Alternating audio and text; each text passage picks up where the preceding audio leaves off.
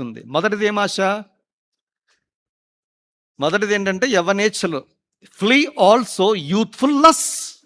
2 Timothy పత్రిక 2:22లో మనం చూస్తాం. యూత్ఫుల్ లస్ట్ల గురించి రాశారండి.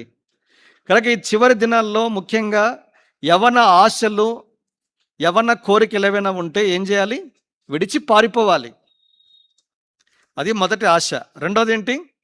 పేతురు రాస్తున్నాడు మొదటి పేతురు పత్రిక 2:11 మనం చూస్తాం. అన్నాడు కదా, ఆత్మకి విరోధంగా అపేక్షించు శరీర ఆశలను విసర్జించి, శరీర ఆశ అన్నాడు. ఫ్లెష్లీ లస్ అనే మాట మీరు గమనించాలి.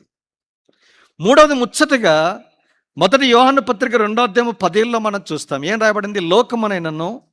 లోకములో ఉన్న వాటినైనను ఆశించద్దని చెబుతూ అన్నాడు. ఒక మాట అన్నాడు, లోకము దాని ఆశ గతించుచున్నది. వరల్డ్లీ లస్ట్స్, 3 రకాల ఆశలు. మొదటిది ఏంటి? యూత్ఫుల్ లస్ట్, యవనిచ్చలు. 2 ఫ్లెష్లీ లస్ట్, శరీరాశలు. 3 వరల్డ్లీ లస్ట్. కనుక యవన ఆశలు అన్నది మన జీవితంలో ఎప్పటికీ పోవు. చచ్చిపోయేంత వరకు ఈ ఆశలు పోవండి.